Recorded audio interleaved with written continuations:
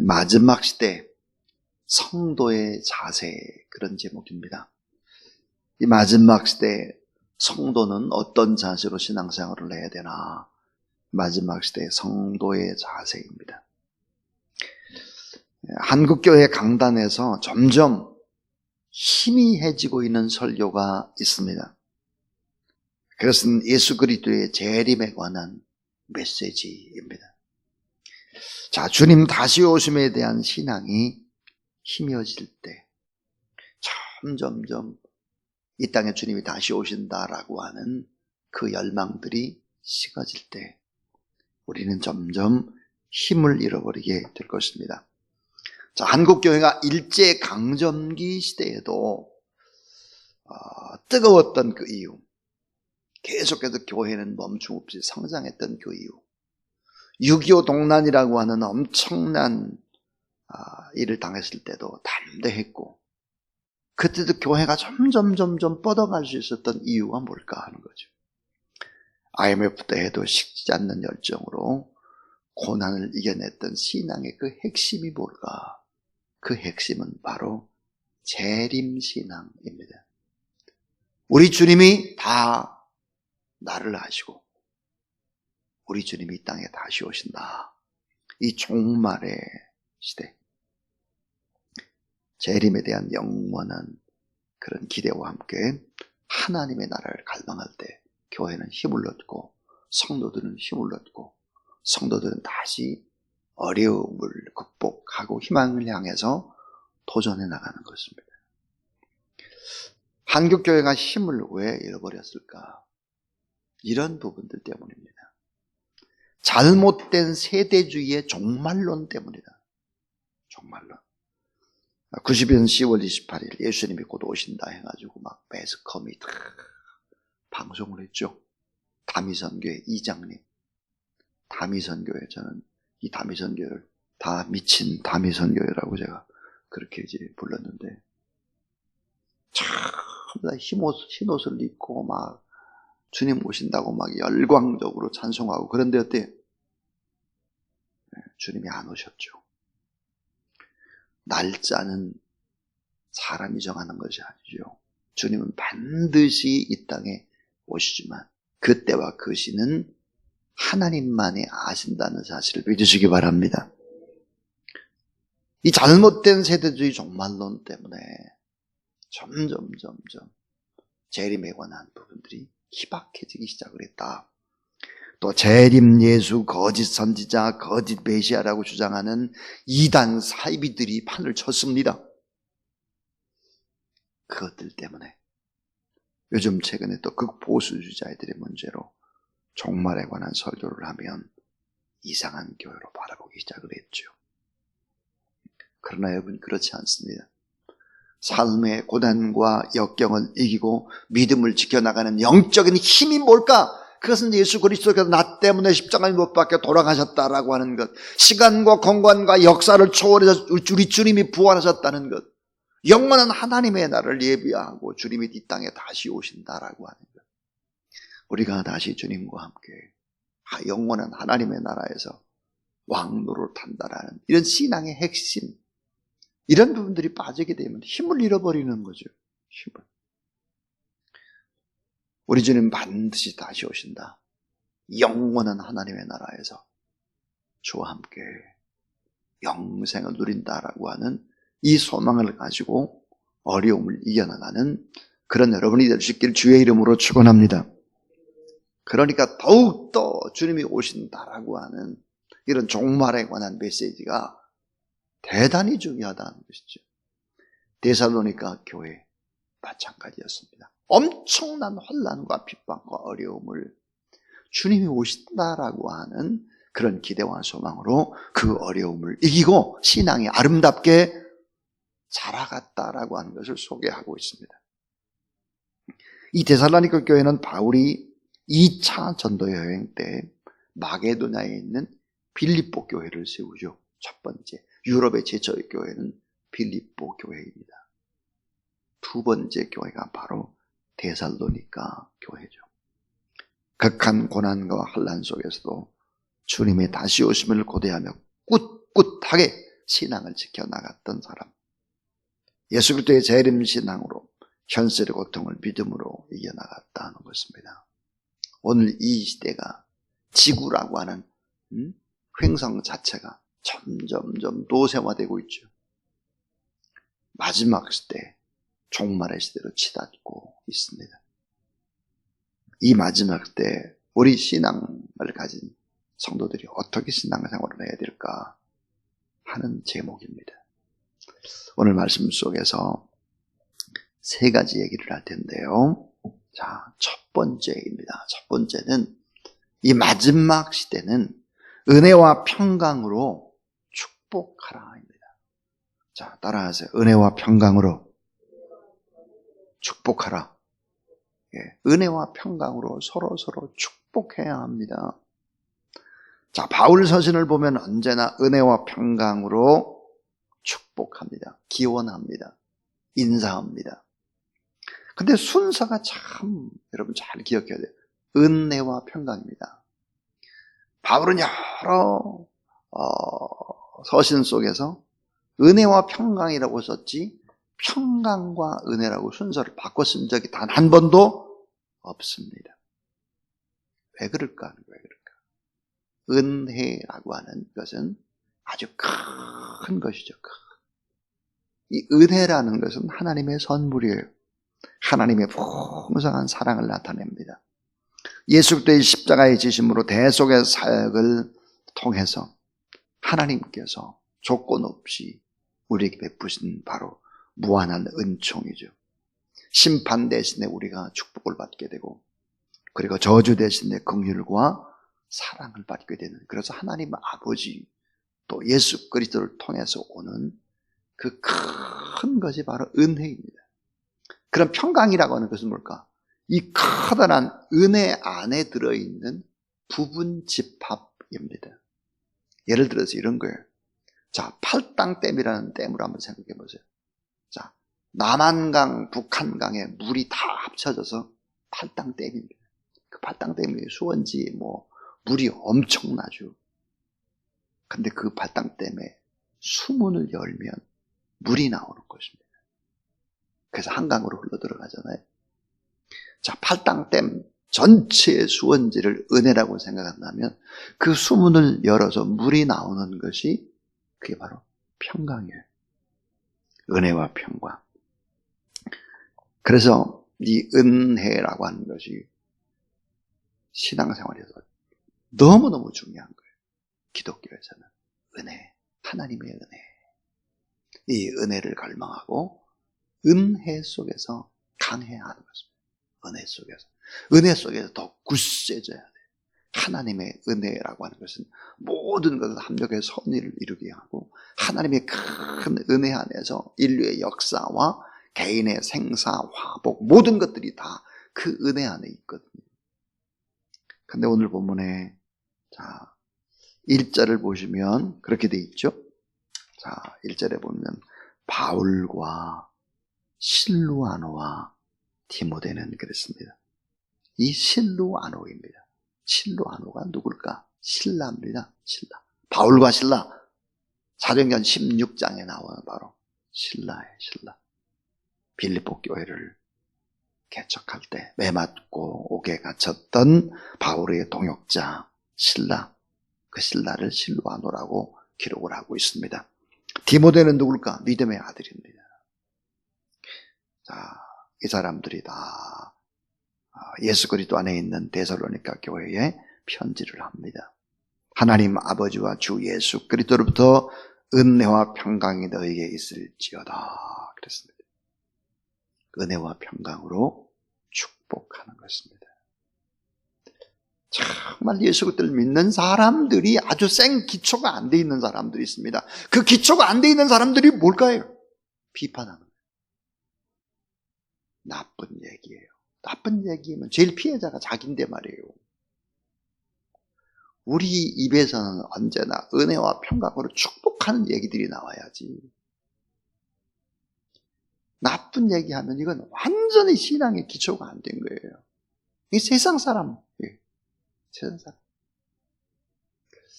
아니 여러분 나쁜 이야기를 하는데 그 나쁜 이야기를 자녀들이 듣고 자라보세요. 그 자녀가 탁월할 수 있겠습니까? 천만의 만만의 말씀입니다. 안 되는 거죠. 그래서 은혜와 평강으로 축복하라 하는 것입니다. 여러분 우리 안에 은혜와 평강으로 서로 축복하고 사람이 얼마나 연약한지 작은 부분의 잘못이라도 지적을 당하거나 또 자존심이 상하거나 그럼 그게 오래가요. 너무너무 오래갑니다. 그래서 축복하고 은혜와 평강으로 축복하는 그런 귀한 여러분 되길 주의 이름으로 축원합니다. 이건 아멘이에요. 아멘. 두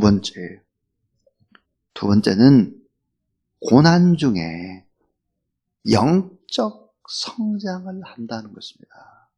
고난 중에 영적 성장을 하기 때문에 고난 중에 감사하라는 거예요.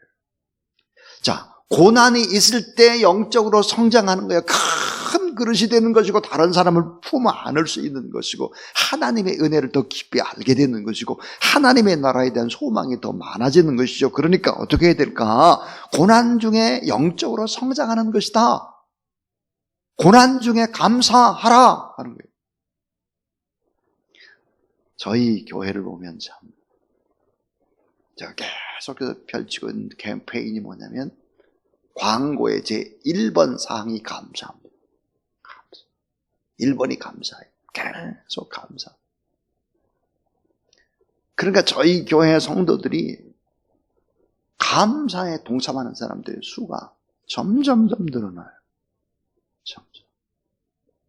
너무 중요한 얘기예요. 고난 중에 영적으로 성장한다. 그러니까 고난이 올 때 더 감사하자는 거예요. 오늘 말씀에서 교회에 대한 감사의 특징이 뭐고 감사의 이유가 뭐고 감사의 결과가 무엇인지를 설명하고 있습니다. 자, 오늘 말씀의 3절을 보시면 이렇게 돼 있죠. 형제들아 우리가 너희를 위하여 항상 하나님께 감사할지니 이것이 당연함은 너희의 믿음이 더욱 자라고 믿음이 참 자랐대요. 환난 중에도 너희가 다 각기 서로 사랑함이 풍성하면 그랬어요. 고난 중에도 사랑이 풍성했다는 거예요. 사랑이. 그리고 4절을 보세요. 그러므로 너희가 견디고 있는 모든 박해와 환난 중에서 너희 인내와 믿음으로 말미암아. 믿음으로 인내한 거예요. 이 바울은 데살로니가 전서 1장에서도 그렇게 해요. 믿음의 역사와 사랑의 수고와 소망의 인내를 기억하고 하나님 앞에 감사한다 그랬습니다. 자, 믿음의 역사 그랬어요. 믿음의 역사, 이 역사라고 하는 건 뭘까? 역사라는 그 영어로 WORK예요. work. 믿음으로 일을 하는 거예요. 믿음으로. 내 노력으로 일하는 것이 아니라 하나님 주신 믿음으로 일을 하고 그 다음에 또 하나는 사랑의 수고. 사랑의 수고. 이 수고라는 단어를 보면 노동이라는 단어예요. 노동. 사랑이 여러분 쉽지 않잖아요. 사랑은 희생이고 노동이고 베푸는 것인데 사랑이라. 그 다음에 소망의 인내입니다. 아직 좋은 것은 오지 않았어요. 그러니까 인내하는 것이죠. 환난 속에서 하늘의 소망을 품고 그렇게 살아갈 때 믿음의 역사, 믿음으로 일해요. 사랑으로 희생해요. 아직 좋은 것은 오지 않았으니까 믿음으로 참고 견뎌요. 이런 과정을 통해서 신앙이 잘 자랐을 뿐만 아니라 예수 그리스도의 형상을 닮아가고 있다. 데살로니가 교인들이. 그래서 고난 중에도 감사하고 영적으로 잘 성장하는 것을 보라 하는 거예요. 그래서 이게 하나님 앞에 고난 중에도 영적 성장을 감사하라 하는 이야기. 마지막 세 번째입니다. 마지막 세 번째는, 받는 고난 때문에 더 즐거워하라 하는 것입니다. 받는 고난 때문에 더 즐거워하라. 5절에 보면 그 나라를 위하여 너희가 또한 고난을 받느니라 그랬습니다. 고난도 무엇 때문에 받냐 이거예요. 무엇 때문에. 그래서 5절을 우리가 보시면 그렇게 되어 있죠. 이는 하나님의 공의로운 심판의 표요, 너희로 하여금 하나님의 나라에 합당한 자로 여김을 받게 하려 하매니 그 나라를 위하여 너희가 또한 고난을 받느니라 그랬습니다. 지금 고난을 받는 이유가 뭐냐 이거예요. 네? 하나님의 나라 때문에 고난을 받는다면 기뻐하라, 즐거워하라, 감사하라. 복음 때문에 고난을 받는다면, 내가 교회에 이 일을 하면서 고난을 받는다면 이게 얼마나 큰 축복이냐. 나 같은 사람이 어떻게 주님의 몸인 교회를 위해서 힘쓰고 애쓰다 고난받냐. 이거 너무너무 기쁘다, 감사하다, 그렇게 생각하라는 거예요. 선한 일을 하다 다른 사람을 위해서 뭘 좀 돕고 그러다가 오해를 사고 막 어려움 당할 때 감사하라는 거예요. 구원 때문에, 구원, 가족 구원을 위해서 안 믿는 사람 때문에, 누구 때문에 내가 희생을 해? 이거 얼마나 즐거워해야 될 일이냐 이거지. 그래서 성경은 이렇게 얘기를 하죠. 이 고난이라는 것은 신자와 불신자를 구분하는 기준이기 때문에, 고난이라고 하는 것은 신자와 불신자를 구분하는 기준이 된다 하는 거예요. 무슨 말이에요? 예수를 믿는 사람은 사실 불시험도 당하는 것이고 어려움도 때로는 당하고 손해를 너무 많이 봐요. 제가 지금 살고 있는 이 빌라는 2년 전부터 5층 화장실에서 물이 흘러요. 이렇게 집에. 얼마나 냄새가 나겠습니까? 그러니까 문을 열어놓고 자는 거죠. 이렇게. 겨울에도 문을 열어놓고 자요. 이걸 좀 고쳐달라고 했는데 못 고치는 거예요. 잘 못 고치고 뭐 잘 못하고 막 이렇게 해요. 2년 된 거지. 2년. 벽이 다, 도배지가 다 썩었어요. 장판이 다 밑으로 다 뱄어요. 그 방에 피아노가 있는데 피아노가 그 벽 타고 또 물이 흐르니까 피아노를 옮겨야 돼요. 얼마 전에 우리 두 분 이제 목사님 모셨다가 피아노를 옮기고 막 그랬다고요. 자, 근데 바로 위층에 누가 사냐? 장로님이 사세요. 장로님은 세들은 사시는 장로님. 근데 얘기를 하죠. 이거 좀 어떻게 좀 수리를 해야지. 냄새 나서 이게 못 살겠다. 근데 또 그러니까 와가지고 이걸 쉽게 잡지를 못해요. 잡아대지를 못해요. 그래서 이제 그 집을 지은 우리 정양국 집사님 그 동생 설비한 우리 정양문 집사님한테 부탁을 해서 이게 이제 잡혔어요. 한번 생각해 보세요. 그 집 주인이 어딨냐? 저 지방에 경상도에 계세요. 그래서 제가 전화를 드렸어요. 전화를. 이런 상황인데 2년이나 됐습니다. 그러니까 얘가 좀 다 고쳤으니까 결국은 겨울에는 좀 문을 열어놓고 잘 수가 없지 않습니까? 그러니까 도배도 좀 이렇게 하고 장판도 좀 이렇게 해야 될 것 같습니다. 그랬더니 그 주인이 나도 집을 세주고 있는데 그러면서 자꾸 미루는 거예요. 이게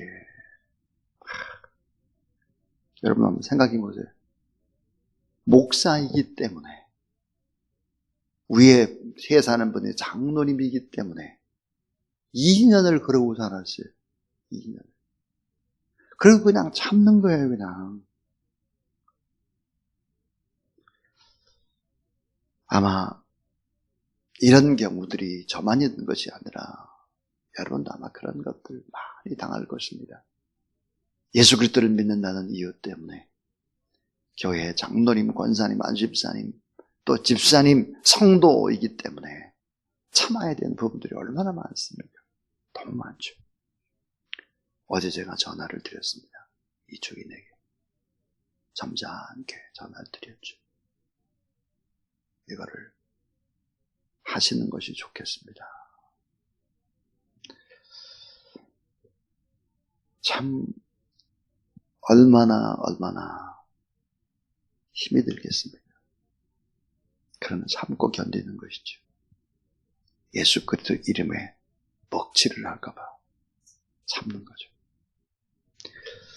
근데 참 바보 같죠. 이렇게 산다는 것이. 그러니까 또 그 밑에 층에 있는 또 아줌마는 정신적으로 피해 보상까지 다 받아야 된다고 막. 왜 그렇게 사냐고 바보같이. 네. 그러나 바보같이 사는 거예요. 예수 그리스도 때문에 말이에요. 그래서 오늘 받는 고난 때문에 즐거워하라. 하나님 나라 때문에 고난이 있다면, 복음 때문에 고난을 받는다면, 교회 때문에 고난을 받는다면, 선한 일 때문에 고난을 받는다면, 또 구원 때문에 내가 고난을 받는다면 즐거워하라는 것이죠. 최종의 결론이 뭘까? 이걸 따라서 반드시 갚아주시는 하나님을 바라보라. 반드시 갚아주시는 하나님을 바라보라 입니다. 반드시 하나님이 갚아주신다. 오늘 본문에 공의로 다스리겠다는 거예요. 공의로. 하나님의 공의 앞에 안 걸리는 사람이 없죠. 우리는 공의로 다스리는 것이 아니에요. 하나님의 은혜로, 하나님의 긍휼로, 하나님의 상주심으로, 그러므로 반드시 갚아주실 하나님을 바라보라. 하나님의 은혜, 평강, 안식을 바라보고 주님의 영광이 임하시기를 사모하라. 우리가 받는 고난은 오히려 축복이 되고 역전이 된다 하는 것이죠. 사랑하는 여러분, 저는 요즘 새벽에 이렇게 말씀을 증거하고 이 말씀을 이제 여러분들이 들어요. 우리 교인들만 듣는 것이 아니라 타교 교인들도 막 들어요. 그런 제게 문자를 주세요. 이런 부분에서 큰 은혜를 받았습니다. 저도 이런 일에 동참하고 싶습니다. 그런 분들이 늘어나요. 매일매일 늘어나요. 매일. 어떤 분은 이런 문자를 주신 분이 있어요. 그래서 저희 교회 교인이 아니에요. 타교의 교인이에요. 목사님의 설교가 너무 좋아서 조회수가 100만 건이 넘었으면 좋겠습니다. 이렇게 왔어요.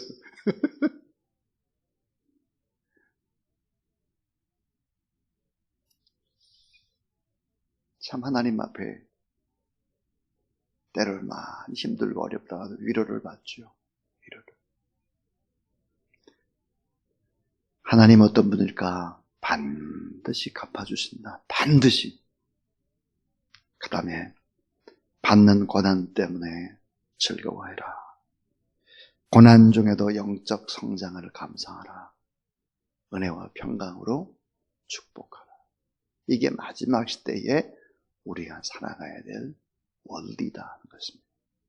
이 원리 붙잡고 이런 신앙의 자세를 견주하며 살아가는 저와 여러분, 우리 모두 다 될 수 있기를 주님의 이름으로 축원합니다. 하나님 감사합니다. 우리의 모든 것들을 다 보시고 하시고 반드시 셈하시고 갚아주시는 하나님 감사합니다. 하늘의 상이 크고 하나님의 은혜와 평강과 안식을 바라보고 믿음으로 이 시대를 이겨나가는 하나님의 사람들 되게 하여 주시옵소서. 언제나 감사와 기쁨으로 이웃을 대할 뿐만 아니라 우리의 신앙이 우리가 감사하고 기뻐할 때 자라나고 있다라고 하는 확신을 가지고 이 어려움의 시대를 믿음으로 극복해 나가는 하나님의 귀한 종들이 되게 하여 주시옵소서. 하나님 앞에 모든 영광 올려드리옵고 예수 그리스도 이름으로 기도를 드리오며 이제는 은혜와 평강으로 우리와 함께 하시는 구주 예수 그리스도의 놀라우신 은혜와 우리 하나님 아버지의 사랑과 성령의 능력과 권능의 거룩한 기름 부으심이 오늘도 하나님 앞에 예배드리는 귀한 종들 머리 위에 이제부터 영원토록 함께 하옵시기를 간절히 축원하옵나이다. 아멘.